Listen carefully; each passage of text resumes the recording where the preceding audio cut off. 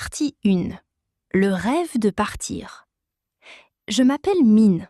Je viens du Vietnam. Depuis longtemps, je rêve de vivre en France. J'aime la langue française, la culture, la nourriture et surtout Paris. Un jour, je décide. Je vais vivre en France. Je prépare tout. Je fais mon visa, je cherche un logement et je prends un billet d'avion. Je suis très excitée, mais aussi un peu stressée. Quand j'arrive en France, tout est nouveau pour moi. Les rues sont belles, les bâtiments sont anciens et les gens parlent très vite. À l'aéroport, une femme me parle en français. Je comprends seulement quelques mots. Je dis « Pardon, vous pouvez répéter ?» Elle parle encore plus vite. Je souris mais je suis un peu perdue. Plus tard, je prends le métro. C'est compliqué. Il y a beaucoup de lignes, de couleurs et de directions. Je ne sais pas où aller. Je pense, pourquoi je n'ai pas appris plus de vocabulaire ? Le soir, j'arrive enfin à mon petit appartement. Il est petit, mais propre. Je suis fatiguée, mais heureux. Je regarde par la fenêtre et je dis « Je suis en France, c'est incroyable !» Mais au fond de moi, je sais déjà, la vie ici ne sera pas facile. Partie 2. Les difficultés.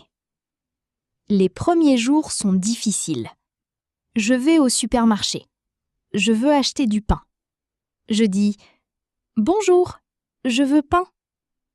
La vendeuse me regarde et dit « Un pain ? Une baguette ?» Je ne comprends pas. En France, il y a beaucoup de types de pain. Ce n'est pas comme au Vietnam. Je commence aussi à chercher un travail. Mais on me demande « Vous avez de l'expérience ?» Je réponds « Oui, un peu. » Mais mon français n'est pas encore bon.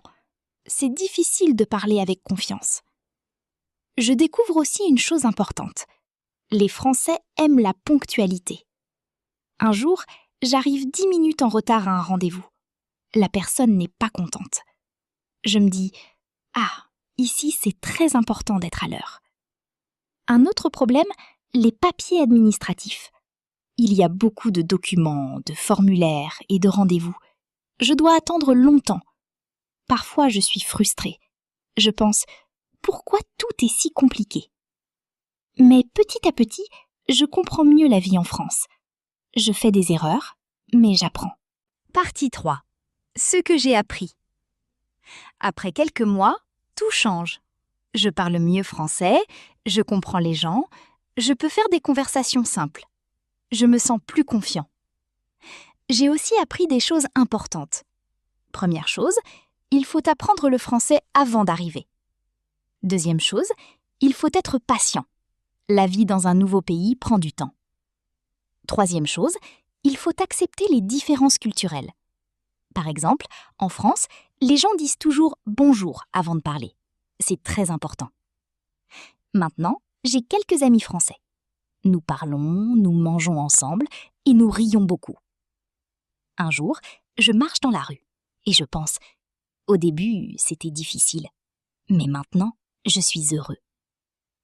Si je peux donner un conseil, je dirais « n'ayez pas peur de faire des erreurs » parce que les erreurs sont importantes pour apprendre.